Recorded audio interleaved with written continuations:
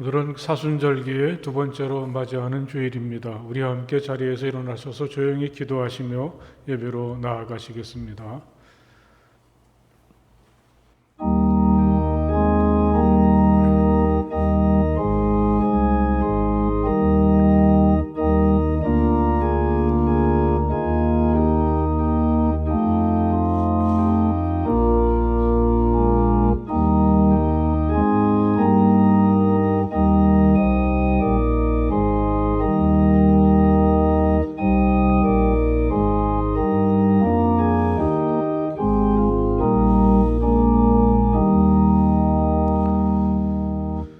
주님, 온 마음을 기울여서 주님께 감사를 드립니다. 신들 앞에서 내가 주님께 찬양을 드리렵니다. 내가 주님의 성전을 바라보면서 경배하고 주님의 인자하심과 주님의 진실하심을 생각하면서 주님의 이름에 감사를 드립니다. 아멘.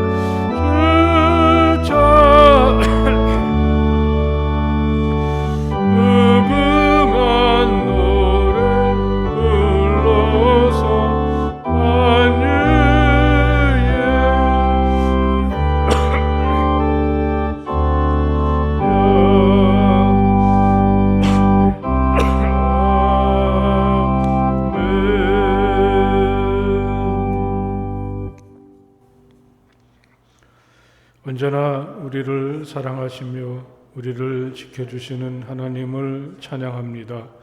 정성으로 드리는 우리의 예배를 받아주시며 하늘의 은혜와 복을 충만히 내려 주옵소서. 사순절을 보내며 우리의 마음이 더욱 주님을 향하게 하시며 십자가의 주님을 닮아가게 하옵소서. 우리도 예수님처럼 살게 하옵소서. 고달프고 불안한 날들이지만 언제나 하나님의 사랑 안에 살게 하옵소서. 모든 일에 감사하며 넘치는 하늘의 기쁨으로 살아가게 하옵소서. 세상이 나를 통해 더 밝아지게 하옵소서. 예수님 이름으로 기도합니다. 아멘. 이 시간 우리와 함께 조용히 침묵하시며 마음으로 하나님께 기도하시겠습니다. 하나님, 제가 여기 있습니다. 따뜻한 사랑으로 저를 품어주시고 또 저의 모든 부끄러움과 허물들을 용서해 주시며 저의 아픔과 고통과 상처와 질병들을 우리 주님 사랑의 손길로 치유해 주시기 원합니다. 조용히 침묵하시며 마음으로 하나님께 기도하시겠습니다.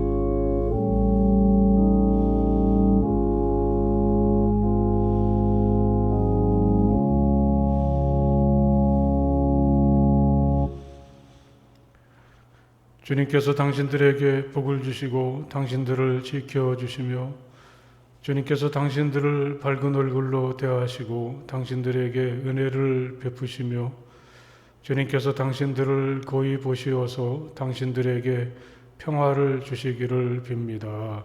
아멘.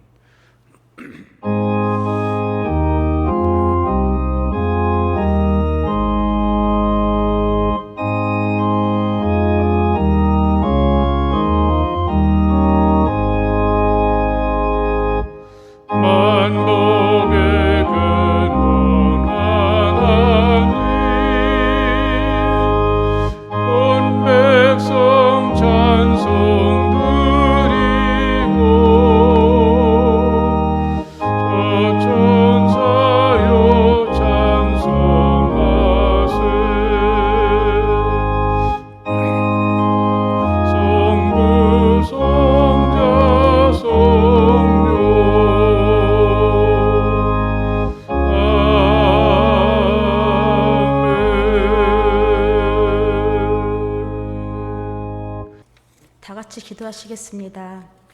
사랑과 은혜가 풍성하신 하나님 아버지, 거룩한 주일을 인도하시고 허락하심에 감사를 드립니다. 우리의 건강과 환경 그리고 믿음을 주심에 감사를 드립니다. 모든 것을 아시는 하나님 아버지, 지금은 사순절 기간입니다. 교회가 거룩하여 지게 하여 주시고 우리가 십자가를 바라볼 때마다 마음의 큰 고통이 사라지고 주의 고난을 가슴 깊이 묵상할 수 있도록 인도하여 주시며 40일간 주님을 더욱 알게 되는 시간이 되게 하여 주시옵소서.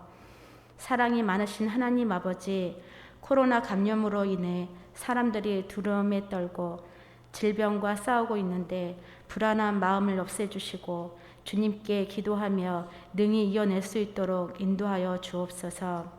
그리고 경제적으로 어려움이 겪고 있는 성도들을 있다면 물질과 일터와 진로의 통로를 열어주시어 주님의 은혜를 바라보며 회복되는 역사가 일어나길 원합니다. 이 시간 단위에 세워주신 담임 목사님을 영육간에 피곤치 않게 도와주시며 말씀을 선포하실 때 하나님의 능력과 감동으로 우리 모두가 은혜 받는 시간 되게 하시며 모든 성도들이 성령 충만한 삶의 기쁨이 생활 속에 넘치게 하여 주시옵소서. 이 모든 말씀 예수님의 이름으로 기도드립니다. 아멘. 하나님께서 오늘 우리에게 주시는 말씀은 신약성경 빌립보서 3장 17절에서 4장 1절까지의 말씀이 되겠습니다. 다 찾으십시오. 신약성경 빌립보서 4장 17절에서부터 3장 17절에서부터 4장 1절까지의 말씀입니다. 이제 제가 봉독하겠습니다. 형제 자매 여러분 다 함께 나를 본받으십시오. 여러분이 우리를 본보기로 삼은 것과 같이 우리를 본받아서 사는 사람들을 눈여겨보십시오. 내가 여러분에게 여러 번 말하였고 지금도 눈물을 흘리면서 말하지만 그리스도의 십자가의 원수로 살아가는 사람이 많이 있습니다. 그들의 마지막은 멸망입니다. 그들은 배를 자기네의 하나님으로 삼고 자기네의 수치를 영광으로 삼고 땅의 것만을 생각합니다. 그러나 우리의 시민권은 하늘에 있습니다. 그것으로부터 우리는 구주로 오실 주 예수 그리스도를 기다리고 있습니다. 그분은 만물을 복종시킬 수 있는 권능으로 우리의 비천한 몸을 변화시키셔서 자기의 영광스러운 몸과 같은 모습이 되게 하실 것입니다. 그러므로 사랑하고 사모하는 나의 형제 자매 여러분, 나의 기쁨이요 나의 면류관인 사랑하는 여러분, 이와 같이 주님 안에 굳건히 서 계십시오. 아멘. 지난 시간 동안도 잘 지내셨습니까? 오늘 이렇게 하나님 앞에 나와서 예배를 드리는 여러분 모두에게 이 성전에서나 또 여러분 가정에서 하나님을 예배하는 모든 분들에게 하나님께서 내려주시는 하늘의 평화와 사랑이 충만하시기를 간절히 바랍니다. 할렐루야. 지난 주간에 천안 근교에서 목회를 하면서 이 작은 텃밭을 가꾸는 친구가 사진을 보내주었는데요. 이 마늘과 양파의 새싹이 하늘을 향해서 고개를 쳐든 모습이었습니다. 우리는 아직 실감하지 못하지만 아랫역은 봄이 한창인 것 같았습니다. 이맘때면 우리 어머니들은 바구니를 들고 들러다니면서 고개를 내밀기 시작한 나물들을 캐곤 했죠. 된장을 적당히 풀어서 끓인 냉이국은 지금 생각해봐도 아주 특별했습니다. 생명이란 이렇게 신기합니다. 옛날에 그 겨울은 얼마나 춥고 또 눈이 얼마나 자주 내렸는지 그래도 생명은 그 추위를 견디면서 살아있는 거죠.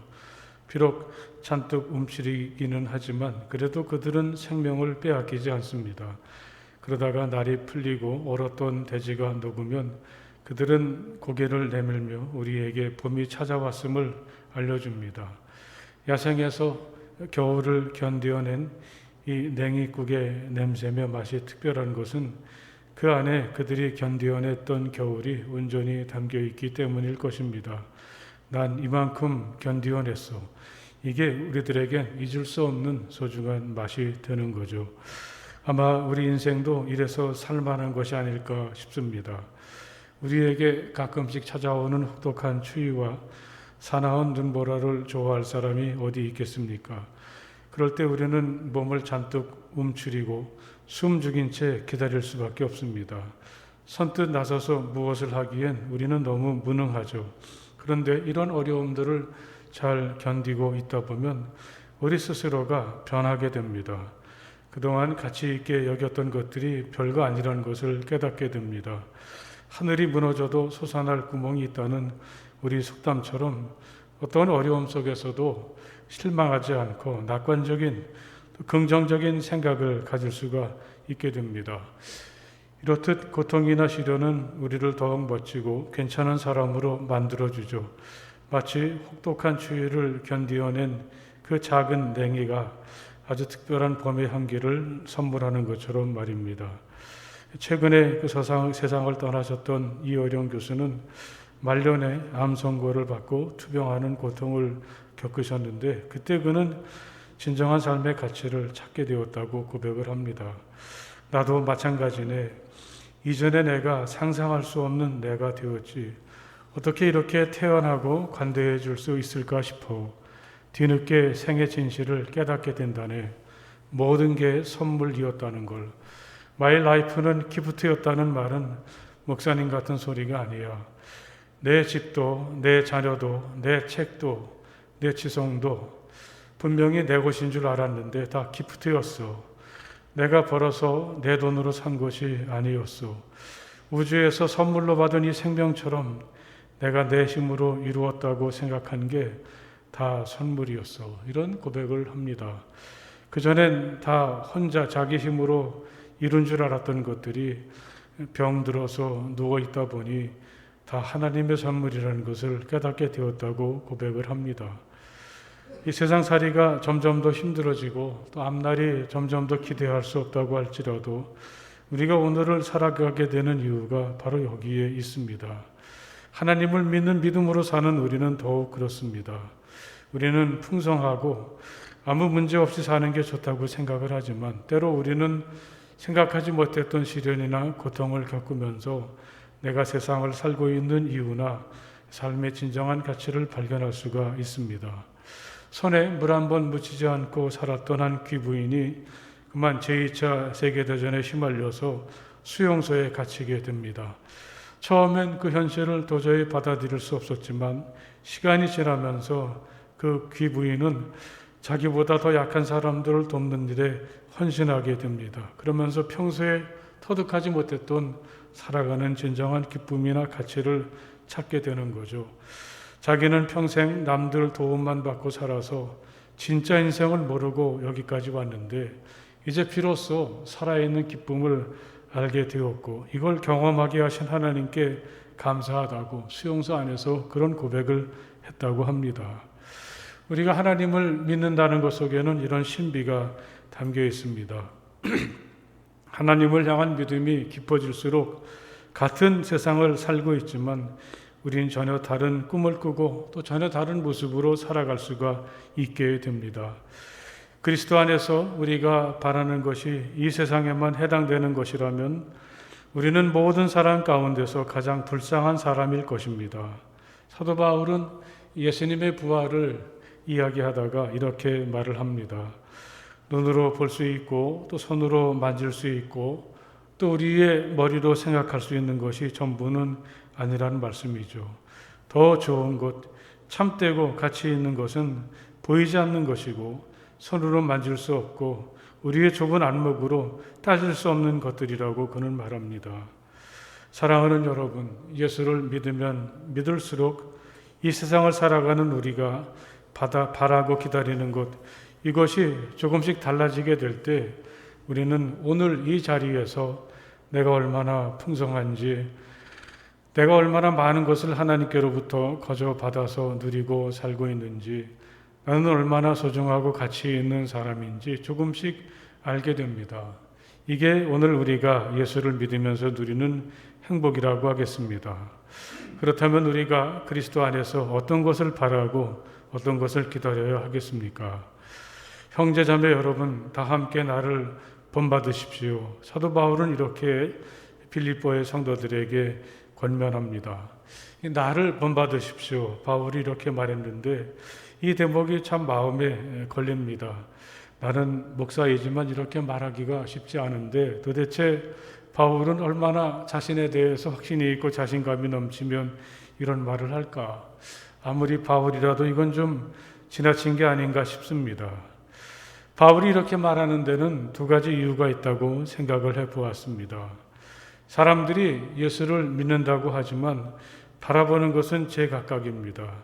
아마 우리들도 여기에서 함께 예배를 드리고 있지만 우리도 바라보는 방향이 다를 것입니다. 바울은 18절에서 많은 그리스도인들이 그리스도의 십자가의 원수로 살아가고 있다면서 가슴 아파합니다. 우리도 그렇지 않습니까? 혹시 지금 내가 품는 생각이 십자가를 지고 예수님을 따르는 게 아니라 바울이 말한 것처럼 십자가의 원수처럼 생각하고 행동하고 있지는 않습니까? 우리는 이 말씀 앞에서 다시 생각해야 될 것입니다.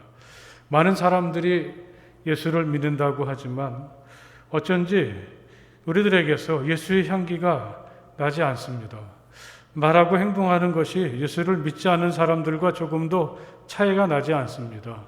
이게 그리스도인의 모습은 아니라는 거죠. 바울은 이 대목에서 지금 나는 누구를 바라보고 있고 또 누구를 본받아서 살아가야 되는지를 생각하게 하는 것이죠.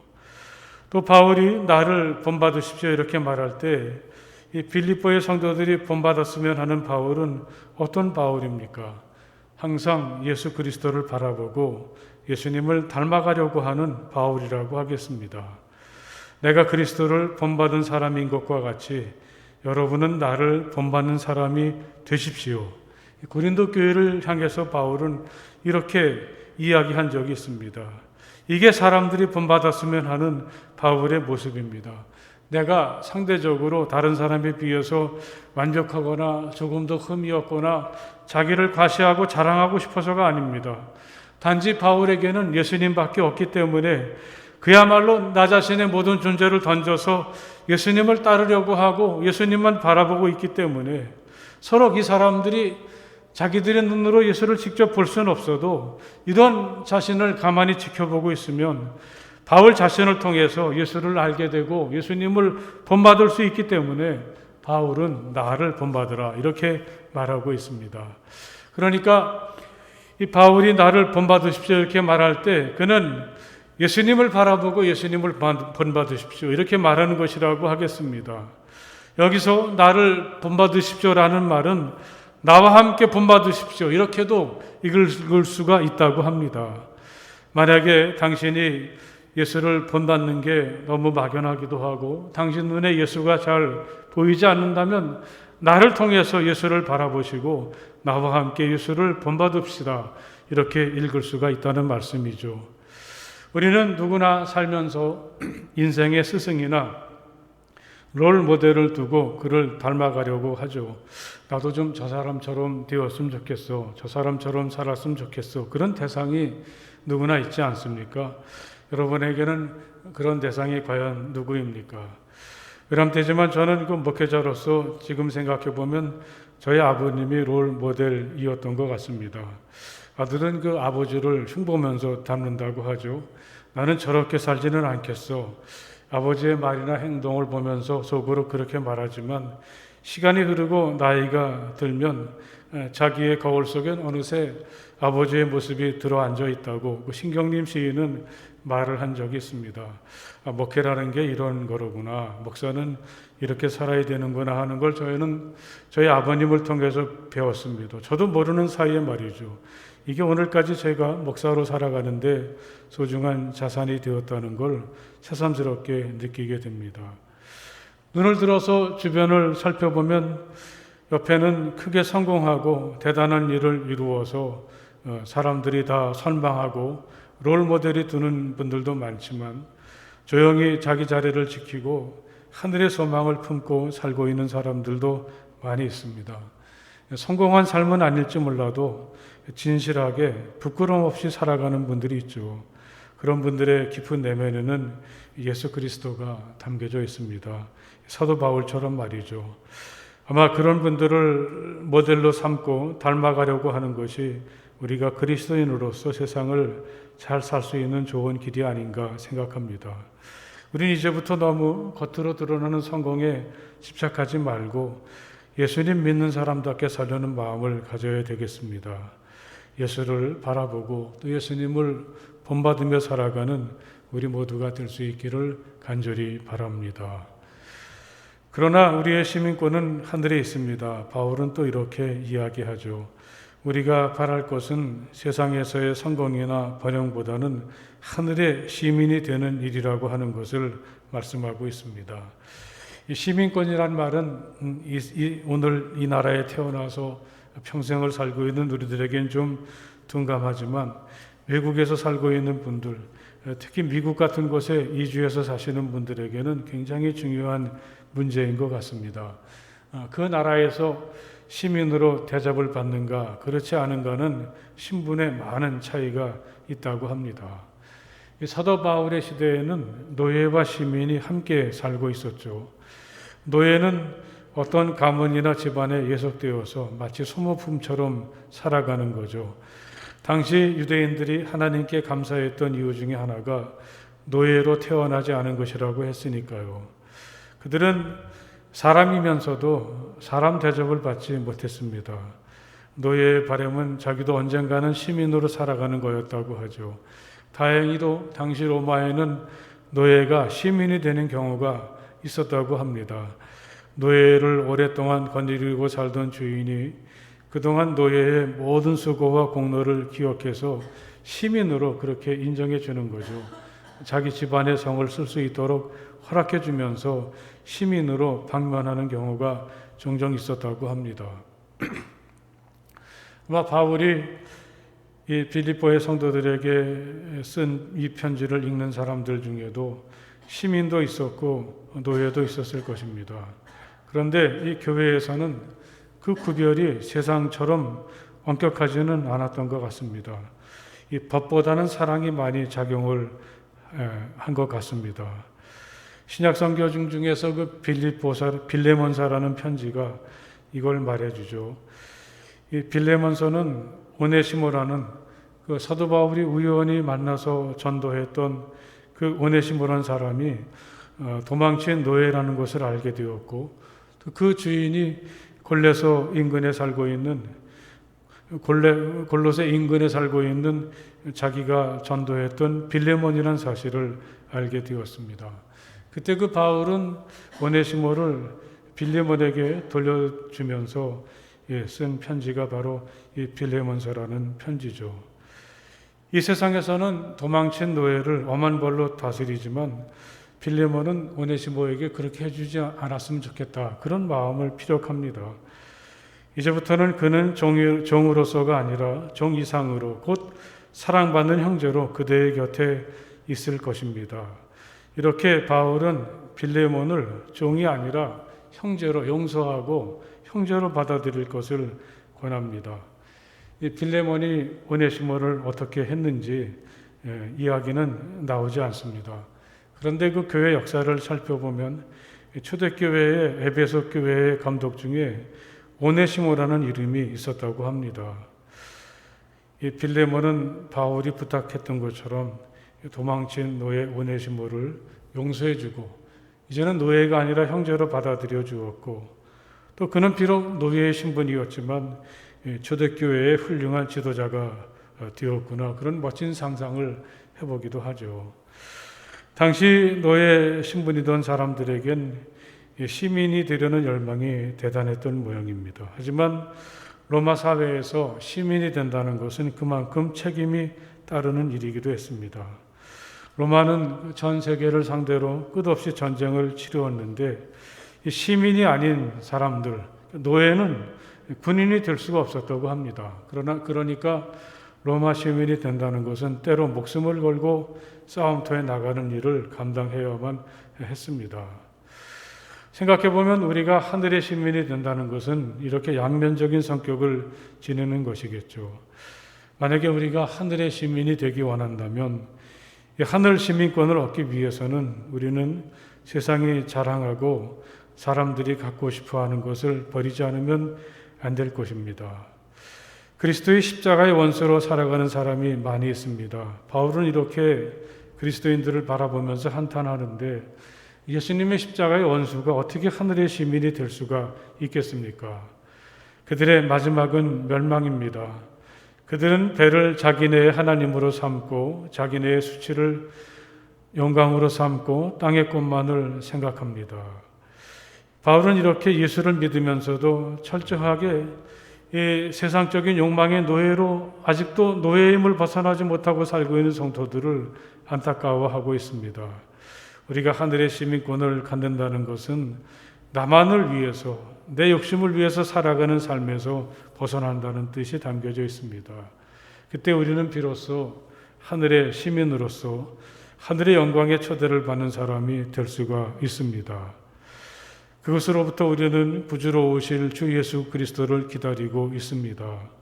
그분은 만물을 복종시킬 수 있는 권능으로 우리의 비천한 몸을 변화시키셔서 자기의 영광스러운 몸과 같은 모습이 되게 하실 것입니다. 바울은 비로소 우리가 하늘 시민이 되었을 때 예수 그리스도를 통해서 우리가 누리게 되는 영광을 이야기합니다. 특별히 이 대목의 말씀 속에서 보면 우리의 비천한 몸을 예수님께서 변화시켜 주신다. 이 변화라는 말을 읽으면서 사순절기가 시작되기 전주일에 나누었던 예수님의 그 변화산의 이야기가 생각이 났습니다. 기도하는 중에 예수님의 얼굴 모습이 변하고 그 옷이 눈부시게 휘어지고 빛이 났다고 하지 않습니까? 바로 이게 하늘의 시민으로 초대받은 우리의 진정한 모습이라는 것을 마음 깊이 새기시기를 간절히 바랍니다. 겉으로 보기에는 화려하지 않을 수도 있습니다. 또 세상의 좋은 것과는 거리를 두고 살고 있지만 그러나 진정한 영광, 정말 소중한 것들은 하늘의 시민이 된 우리 안에서 반짝반짝 빛을 내고 있다는 사실이죠. 우리는 밭에 감추어진 하늘의 보화를 이미 찾은 그런 사람들이죠. 사랑하는 여러분, 언제나 내가 바로 하늘의 시민이다. 그런 자부심과 기쁨으로 정말 반짝반짝 빛나는 오늘을 살아가는 우리가 될 수 있기를 주님의 이름으로 간절히 축복을 드립니다. 할렐루야. 그러므로 사랑하고 사모하는 나의 형제자매 여러분, 나의 기쁨이요 나의 면류관인 사랑하는 여러분, 이와 같이 주님 안에 굳건히 서 계십시오. 바울의 마지막 당부의 말씀이죠. 이 말씀을 읽고 있을 때 마치 그냥 빛이 환하게 임하는 것 같았습니다. 이 바울에게는 이 빌립보의 성도들이 얼마나 사랑스럽고 소중한지 사랑하고 사모하는 형제자매 여러분, 이렇게 그들을 부르죠. 얼마나 그들이 궁금했을까요? 자기는 감옥에 갇혀 있고 찾아갈 수도 없고 또 찾아오지도 못하는 먼 거리에 있으니까요. 하지만 바울에게는 그리스도 안에서 함께 길을 걸어가는 성도들이 이렇게 사랑스럽고 소중한 친구들이라는 것, 형제요 자매라는 것을 우리에게 이야기해 주는데 여러분도 이런 소중함을 기억하시기를 바랍니다. 바울에겐 그들이 기쁨이가 면류관이라고 고백을 하죠. 나는 당신들만 생각하면 기쁩니다. 나는 당신들이 자랑스럽습니다. 당신들은 나의 기쁨이요 나의 자랑입니다. 빌립보의 성도들을 향한 자신의 마음이 여기 담겨져 있죠. 여러분 얼마나 좋습니까? 내가 누군가에게 기쁨이 되고 자랑이 될 수 있다면 참 그것은 신나고 멋진 일이죠. 우리 모두가 서로에게 그런 사람들이 될 수 있기를 간절히 바랍니다. 할렐루야. 우리 옆에 계신 분들하고 당신은 나의 기쁨이고 자랑입니다. 그렇게 한번 인사를 해보십시오. 당신은 나의 기쁨이고 자랑입니다. 예. 우리가 뭐 대단한 사람이어서 이렇게 말하는 것은 아니겠죠. 그 기쁨, 그 자랑은 세상의 기쁨이나 자랑과는 다르다고 하겠습니다. 그건 마치 우리가 한겨울에도 변함없이 늘 푸르른 빛을 띠는 상록수들이나 꿋꿋이 서 있는 벌거벗은 나무를 바라보면서 가지는 느낌 같은 것들이죠. 화려하거나 요란하진 않지만 언제나 자기의 자리를 지키고 자기의 본분을 다하는 사람들을 통해서 우리는 감사하기도 하고 또 위로를 받기도 하고 힘을 얻기도 합니다. 그래서 바울이 마지막으로 그들에게 바라고 부탁하는 것은 이런 말이죠. 이와 같이 주님 안에 굳건히 서 계십시오. 이 대목을 이렇게도 읽을 수가 있습니다. 그러나 흔들리지 마십시오. 길에서 벗어나지 말고 하나님 안에서 꾸준하십시오. 이 바울이 원하는 것은 다른 사람들보다 두드러지고 뛰어나라는 것이 아닙니다. 이 대단한 승리나 놀라운 결과를 재촉하지도 않습니다. 단지 주님 안에 서 있기만 하면 된다고, 그것으로도 충분하다고 그는 이야기하고 있습니다. 여러분, 오늘 우리가 살고 있는 시대가 그런 것 같습니다. 이 코로나가 불러온 현상이 양극화의 심화라고 말하죠. 잘 되는 사람들은 지금도 엄청나게 잘 되고 있는데 그 이면에서 불안해하고 더 어렵게 사는 사람들도 참 많이 생겨나고 있습니다. 저도 지난 한 주간을 코로나와 싸우면서 어떻게 이런 일이 내게 일어날 수 있을까 좀 마음이 많이 불편했습니다. 또 한 개인으로서 특별히 할 수 있는 일이 없다는 무기력을 경험했습니다. 그런데 이 말이 참 마음속에 와닿더라고요. 잘 버티기만 해도 괜찮구나라는 사실이죠. 굳건히 서 계십시오. 당신의 자리를 잘 지키고 결코 뒤로 물러서지 마십시오. 포기하거나 실망하거나 흔들리지 말고 믿음 위의 터전 위에 굳게 서십시오. 저는 이렇게 이 말씀을 읽어보았습니다. 이게 오늘을 사는 우리의 최선이죠. 굳건히 서 있는 것 말이죠. 앞으로 나가지는 못하더라도 물러서지 않고 내 자리, 내 도리 이런 것들을 포기하지 않는 일 말입니다. 그런데 여러분 한번 이 말씀을 잘 생각해 보십시오. 굳건히 서 있으라 그렇게 바울이 말할 때 그냥 우리가 무한정 그렇게 맥없이 서 있는 것은 아니죠. 이것은 뭔가 기대하는 그러한 말씀이기도 합니다. 우리가 굳건히 서 있으면 그때 하나님이 우리를 붙잡아 주시고 이끌어 주신다. 할렐루야. 바울은 이런 얘기를 하고 있습니다.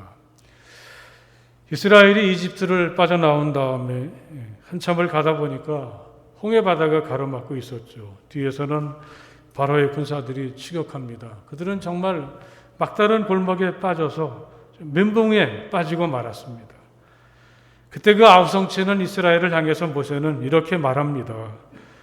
두려워하지 마십시오. 당신들은 가만히 서서 주님께서 오늘 당신들을 어떻게 구원하시는지 지켜보기만 하십시오. 여기서 모세는 가만히 서라. 두려워 말고 흔들리지 말고 지금 여기 굳건히 서 있으라고 그렇게 말하죠. 우리가 여기 굳건히 서 있을 때 하나님께서 우리를 구원해 주신다고 그렇게 이야기를 하고 있습니다. 여러분, 하나님께서 이 위기의 상황에서 홍해 바다를 가르시고 거기에 길을 열으실 줄 누가 알았겠습니까? 이렇게 하시는 분이 바로 우리가 믿는 하나님이십니다. 중요한 건 어떤 어려움이 찾아오더라도 우리가 주님 안에 굳건히 서 있는 일이죠. 하나님을 향한 믿음과 사랑과 소망을 붙들고 그리스도인으로서 살아가는 일입니다. 하나님은 결코 우리를 그냥 버려두지 않으십니다. 예전에 그 헨리 나인이 소개했던 서커스 이야기가 생각이 났습니다. 이 서커스를 보면 높은 허공에서 이제 그네를 타지 않습니까? 양쪽에 그네가 매달려 있는데 한 사람은 똑바로 서 있고 한 사람은 거꾸로 발을 걸고 그렇게 서 있습니다. 그러면 똑바로 서 있는 사람이 그 그네를 굴러서 휙 날아가면 그때 거꾸로 이렇게 매달린 사람이 달려와 가지고 날아와서 그 사람을 손을 꼭 붙잡아 주는 거죠. 정말 가슴을 조이게 하는데 그래서 그 광경이 정말 인상 깊은데 그 헨리 나인이 그 광경을 보았을 때 나중에 그 서커스 하는 사람이 와서 그런 얘기를 하더라는 거죠. 허공에 자기를 던지고 날아오는 사람이 만약에 저 사람이 나의 손을 놓치면 어떡할까 그래가지고 그 손을 자기가 붙잡으려고 하면 그를 붙잡으러 오는 사람이 그 너무 힘이 센 나머지 그 손을 붙잡다가 뼈가 부러지게 되고 만나는 것입니다. 허공에 자기를 던지는 사람은 상대편에서 자기를 붙잡으러 날아오는 사람을 믿으면서 자신을 그냥 내어놓아야 된다는 거죠. 그럴 때 어김없이 달려와서 날아와서 그가 자기를 붙잡아주게 된다는 고백을 하는 것을 들은 적이 있습니다. 이게 바로 믿음이 아니겠습니까? 주님 안에 굳건히 서 계십시오. 사랑하는 여러분, 오늘은 이 말씀을 마음 깊이 새기시기를 간절히 바랍니다. 우리 주변에서 어떤 일이 일어나든지 단지 믿음을 지키면서 우리는 평소의 모습대로 걸어가면 됩니다. 그러면 하나님께서 나를 붙잡아 주시고 나의 길을 인도해 주십니다. 우리 하나님은 그 홍해에도 길을 열어주시는 하나님이시죠. 할렐루야. 이런 믿음을 가지고 오늘을 살아가는 우리 모두가 될 수 있기를 주님의 이름으로 간절히 축복을 드립니다. 할렐루야. 기도하시겠습니다. 하나님 참 감사합니다. 우리가 그리스도인으로서 어떤 것을 생각하고 무엇을 바라보고 어떻게 살아야 될지 이 어둡고 혼탁한 시대에 또 말씀을 통해서 일깨워 주시니 정말 감사를 드립니다. 언제나 우리 주님만 바라보게 하시고 또 우리가 이 세상의 헛된 영광이 아니라 하늘의 시민이 된 자부심과 자랑으로 반짝반짝 빛나는 삶을 살아가는 우리가 될 수 있도록 은혜 내려 주시옵소서. 이 세상이 어렵고 힘들어도 믿음을 가지고 하나님께서 인도하신 이 자리에 굳건히 서는 우리가 되게 하여 주시옵소서. 예수님 이름으로 간절히 기도드렸사옵나이다. 아멘.